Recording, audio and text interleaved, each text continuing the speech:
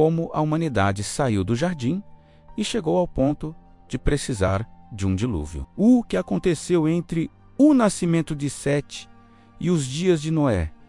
A resposta é simples, mas também é assustadora. O pecado não diminuiu, ele se espalhou. As gerações começaram a crescer.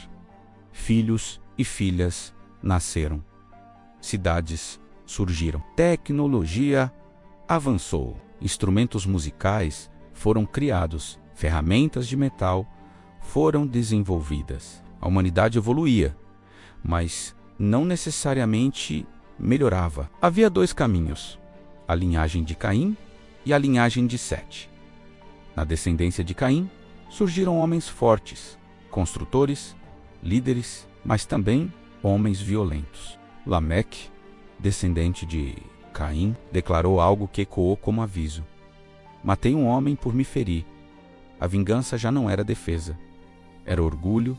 A violência se tornava cultura. Na linhagem de Sete, algo diferente acontecia. O texto bíblico diz: então se começou a invocar o nome do Senhor. Havia busca, havia reverência, mas com o passar das gerações, as fronteiras começaram a se misturar. Os chamados filhos de Deus começaram a se unir às filhas dos homens. Interpretações variam, mas o resultado é claro no texto. A corrupção aumentou, os valores começaram a se diluir, a distinção espiritual enfraqueceu e a maldade se normalizou. O versículo é direto. Viu o Senhor que a maldade do homem se multiplicara na terra. Não era apenas comportamento externo, era interno. Toda a imaginação dos pensamentos de seu coração era continuamente má. Não era ocasional, era constante. A violência se espalhou, a justiça foi esquecida. A consciência foi silenciada. A humanidade se tornava cada vez mais distante do propósito original. Adão já havia morrido. As primeiras gerações também, mas o legado da queda permanecia ativo. A vida se multiplicava, mas o coração humano estava se deteriorando. A terra estava cheia de homens, mas vazia de temor. E então, há uma das frases mais impactantes de toda a Escritura: arrependeu-se o Senhor de haver feito o homem. Não significa erro, significa dor.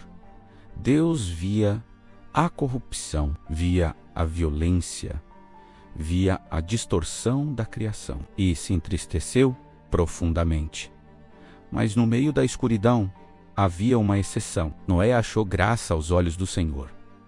Um homem em meio à corrupção generalizada. A Bíblia o descreve como justo em sua geração, não perfeito, mas íntegro. Ele andava com Deus, enquanto o mundo caminhava para a destruição.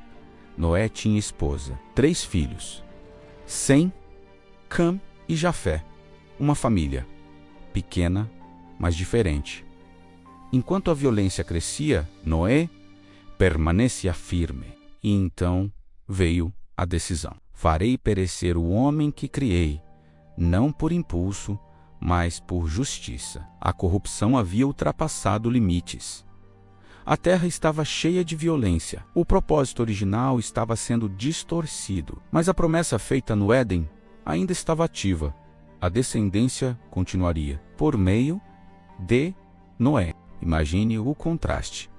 Um homem obediente, construindo algo que ninguém entendia, enquanto o restante da humanidade ignorava qualquer aviso.